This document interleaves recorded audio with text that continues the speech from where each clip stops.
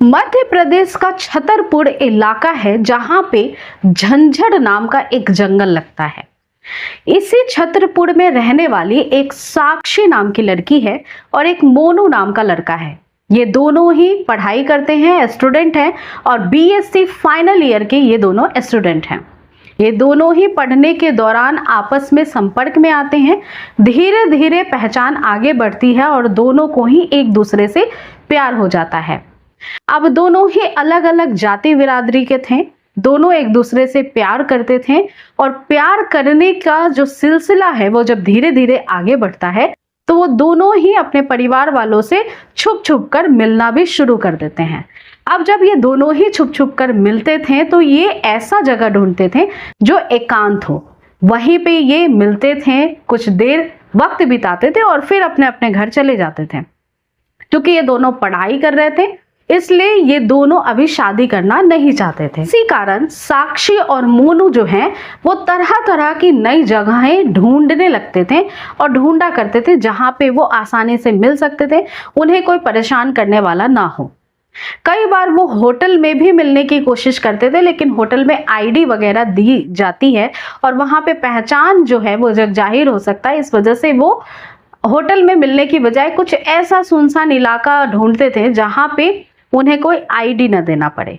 11 अगस्त 2017 को भी साक्षी मोनू से मिलना चाहती थी, इसलिए उन्होंने मध्य प्रदेश का छतरपुर झंझर नाम का एक जंगल पड़ता है, वो काफी ज्यादा सुनसान रहता है, वहीं पे मिलने का प्लान करते हैं। 11 तारीख को बताए गए समय के अनुसार ये दोनों ही मोनू और साक्षी इस जंगल में झंझर में जाकर के मिलते हैं।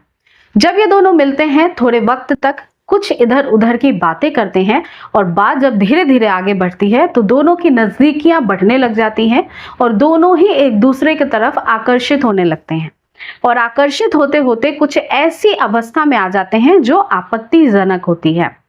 इसी जंगल से एक व्यक्ति गुजर रहा था और उसे कुछ आवाज सुनाई दे रही थी।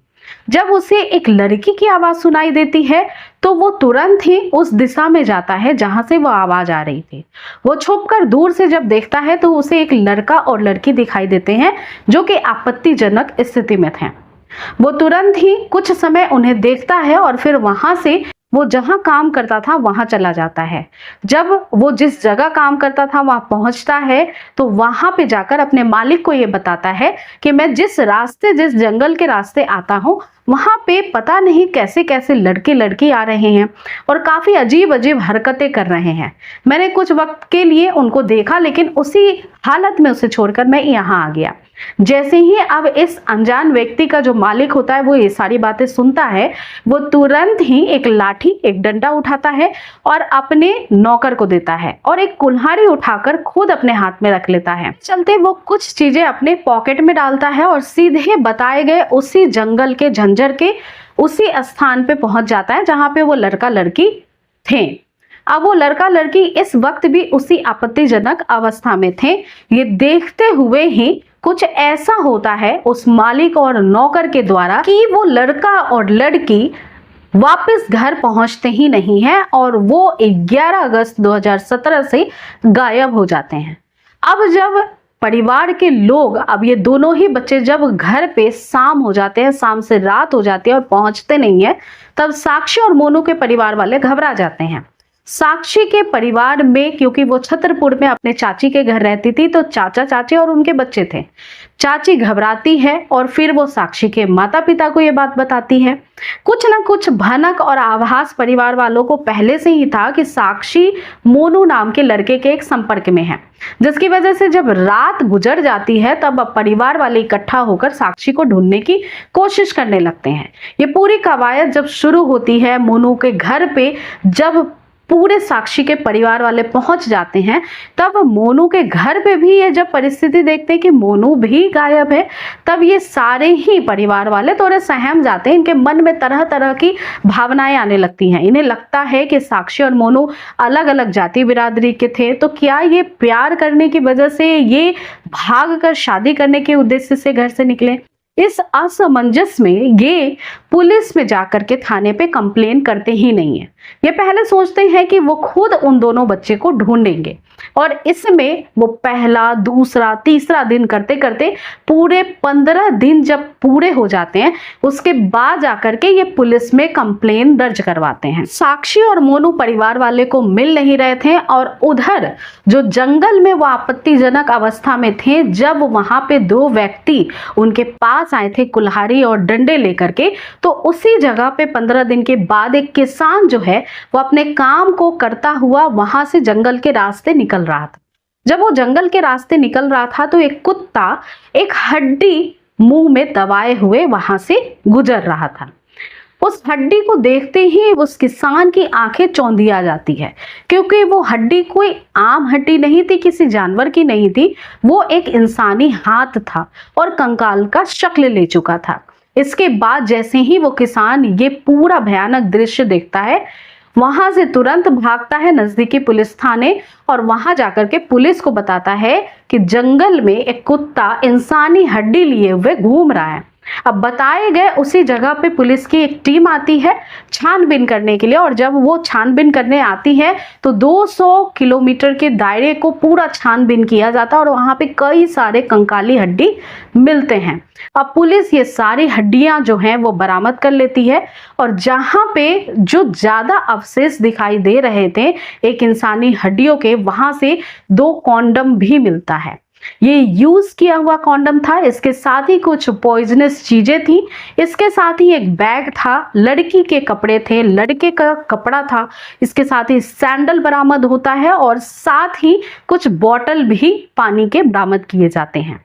ये सब कुछ जब इधर इकट्ठा हो जाता है पुलिस के पास, अब पुलिस छानबीन कर रही थी कि आखिर ये बॉडी है तो है किसकी। इधर जब पुलिस इस पूरे मामले को सुलझाने की कोशिश करती है तो सबसे पहला काम पुलिस ये करती है कि कोई मिसिंग रिपोर्ट है या नहीं है। पता चलता है कि छतरपुर से एक लड़का और एक लड़की पिछले 15 दिनों से गायब हैं, जो साक्षी और मोनू हैं। इसके बाद जो साक्ष्य जुटाए जाते हैं उनको फॉरेंसिक टीम अपने लैब में जांच के लिए ले जाती है। डॉग स्क्वाड के द्वारा और भी सबूत इकट्ठा किए जाते हैं और बैग में कुछ और भी सबूत बरामद होते हैं। लेकिन पुलिस को बार बार ये बात सोचने पे मजबूर कर रही थी कि यदि 2 लड़के और लड़की गायब थे 15 दिनों से, तो उनके परिवार वालों ने उनके मिसिंग रिपोर्ट को लिखवाने में इतनी देरी क्यों कर दी। परिवार के सभी लोगों का बयान पुलिस वाले दर्ज करते हैं। पुलिस की टीम जब पूछताछ कर रही थी तो पता चलता है कि परिवार वालों को पहले से ये पता था कि मोनू और साक्षी एक दूसरे से प्यार करते हैं और उन्हें ऐसा लग रहा था कि ये दोनों भागकर शादी करना चाहते थे, इस वजह से ये कहीं चले गए हैं और कुछ दिनों बाद ये घर वापस लौटकर आ जाएंगे। लेकिन धीरे धीरे जब वक्त बीतता चला गया और उन्होंने मोबाइल पे भी नंबर डायल करके कोशिश की कांटेक्ट करने की, तो साक्षी और मोनू दोनों के ही फोन स्विच ऑफ आ रहे थे, जिसकी वजह से लगातार प्रयास करने के बाद भी जब कुछ सबूत और उनकी जानकारी इकट्ठा नहीं हो पाई, तब उन्होंने पुलिस में रिपोर्ट दर्ज करवाया।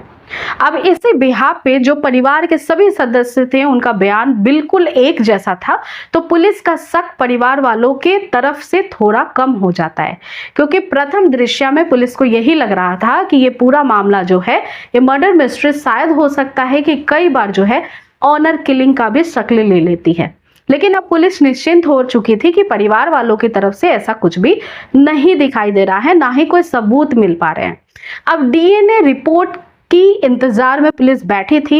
बॉडी के पास से जो चीजें मिली थी वो परिवार वालों के द्वारा शिनाख्त करवाई गई।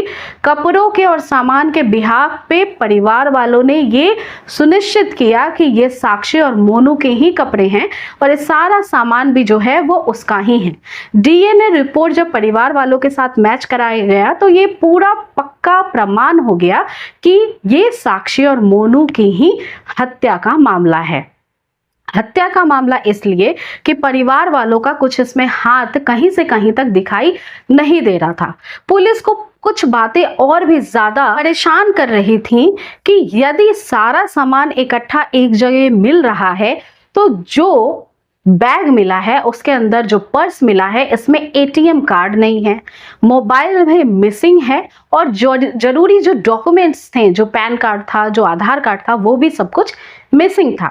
इस बिहाफ पे पुलिस को ये समझ में आ जाता है कि कुछ ना कुछ अनहोनी तो जरूर हुई है मोनू और साक्षी के साथ। इसके बाद अब पुलिस जो है इन्वेस्टिगेशन करती है और सीधे जो नंबर मोनू और साक्षी का था उसे ट्रैक करना शुरू करती है। साक्षी का नंबर बिल्कुल स्विच ऑफ था 11 अगस्त 2017 से ही, लेकिन मोनू का जो नंबर था वो 15 दिनों के बाद एक्टिव मोड पे एक समय पे दिखाई देता है। उसे ट्रैक करती हुई पुलिस जब छतरपुर के एक गांव में पहुंचती है तब वहां पे वो मोबाइल एक्टिव मोड में एक कामता कुशवाहा नाम के इंसान के पास से मिलता है। पुलिस जब जांच करती है और कामता से पूछती है कि ये नंबर तुम्हें कहां से मिला, कामता कुशवाहा बताता है कि 25 अगस्त 2017 के आसपास उसने ये मोबाइल किसी दूसरे व्यक्ति से लिया था और उसका इस मर्डर में कोई भी हाथ नहीं है, उसने कुछ भी ऐसा नहीं किया है। अब पुलिस जब उस व्यक्ति का नाम पूछती है कि किसके पास से तुमने ये मोबाइल खरीदा है, तब पता चलता है कि देवेंद्र रॉय नाम का एक आदमी है जो कि इसी गांव के एक फार्म हाउस का देख रेख करता है। उसी ने ये मोबाइल जो है इस व्यक्ति को बेच दिया था और ये घटना 25 अगस्त की है जिस दिन उसने मोबाइल लिया था और लगभग उसी दिन 15 दिन पूरे हुए थे साक्षी और मोनू को गुजरे हुए और उसकी हत्या हुए। और उसी दिन जो 15 दिन के बाद है पुलिस को बॉडी भी रिकवर हुई थी स्केलेटन के रूप में। अब जब पुलिस देवेंद्र रॉय के बारे में जानती है तब पता चलता है देवेंद्र रॉय जो है वो जिस इंसान के फार्म हाउस की देख रेख करता है उसका नाम है राकेश कुमार गिरी गोस्वामी। अब राकेश के फार्म हाउस पे पुलिस की एक टीम जाती है और वहीं से राकेश और साथ ही जो देवेंद्र है इन दोनों को ही गिरफ्तार कर लेती है। प्रथम दृश्य पूछताछ के उद्देश्य से उन्हें थाने लाया जाता है, पूछताछ किया जाता है, तब पता चलता है कि देवेंद्र जो है उसी ने मोबाइल बेचा था। जब पता लगाया जाता है कि मोबाइल तुम्हारे पास आया कहां से, तब वो पहले पुलिस को इधर उधर की बातें सुनाता है, पुलिस को बेवकूफ बनाने की भी बहुत कोशिश करता है। लेकिन जब पुलिस सख्त रवैया अपनाती है तब वहीं से जो रॉय है वो टूट जाता है और उसके बाद वो तोते के जैसा बोलना शुरू करता है। तब जाकर के वो बताता है कि 11 अगस्त को जब वो अपने काम पे आ रहा था तब उसने साक्षी और मोनू को आपत्तिजनक स्थिति में देखा था। इसके बाद जब वो फार्म हाउस पे काम करने आया तो फार्म हाउस के जो मालिक थे राजेश गोस्वामी को जब वो उसने पूरी बात बताई तब राजेश तुरंत ही कुल्हाड़ी उठाता है, डंडे उठाता है और 2 कॉन्डम के पैकेट भी साथ में लेता है और तुरंत ही अपने नौकर के साथ चला जाता है उसी जंगल में जाता है तो लड़के और लड़की दोनों उसी आपत्तिजनक स्थिति में उसे मिलते हैं। जिसके बाद वो सीधे मोनू पे हमला करता है।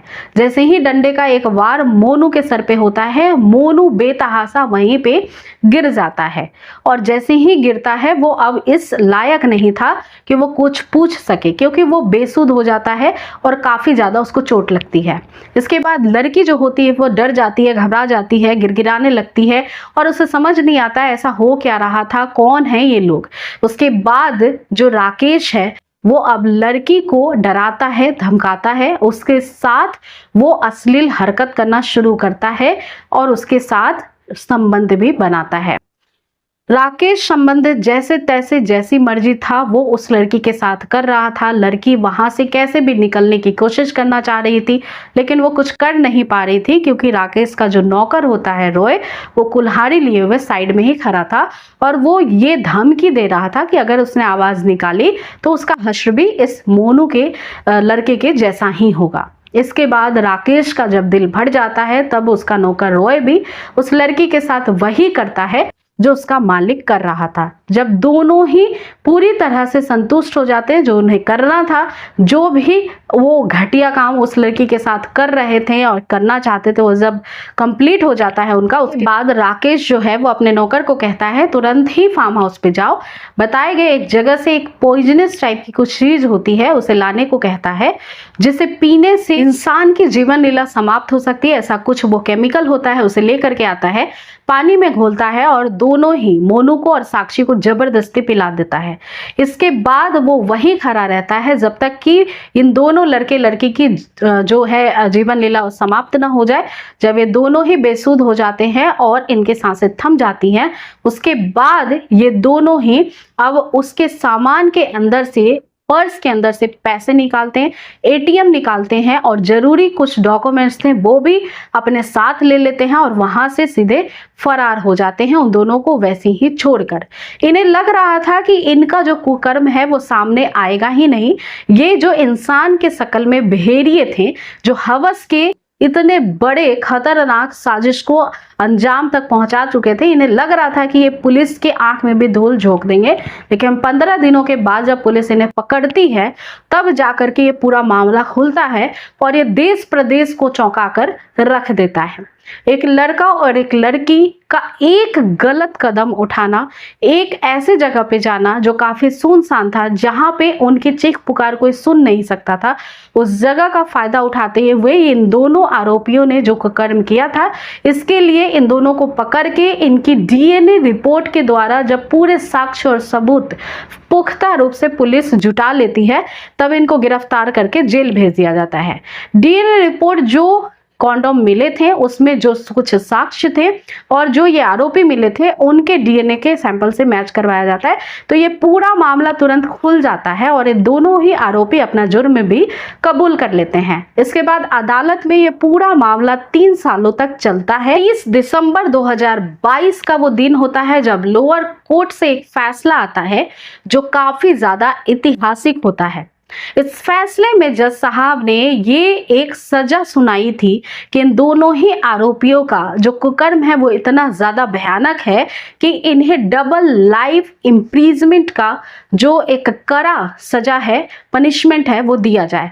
इन्हें एक ही जीवन में 2 बार पूरा ताउम्र कैद की सजा झेलनी पड़ेगी, ऐसा स्टेटमेंट जज साहब सुनाते हैं जो वाकई काबिले तारीफ है। तो आज की ये जो पूरी कहानी थी, इसको सुनाने का मेरा उद्देश्य आप सभी की भावनाओं को ठेस पहुंचाना या दुख पहुंचाना नहीं था। दोस्तों, ये कहानियां मैं आप सभी को केवल जागरूक करने के लिए और सावधान रहने के उद्देश्य से ही सुनाती हूँ। यदि आप ऐसे ही रियल इंसिडेंट पे जो क्राइम स्टोरीज होती हैं वो सुनना पसंद करते हैं तो आप इस चैनल को सब्सक्राइब कर सकते हैं, इस वीडियो को ज्यादा से ज्यादा शेयर और लाइक कर सकते हैं। तो दोस्तों, अगली मुलाकात नई कहानी के साथ होगी। तब तक आप सचेत रहें, सावधान रहें और सुरक्षित रहें। धन्यवाद।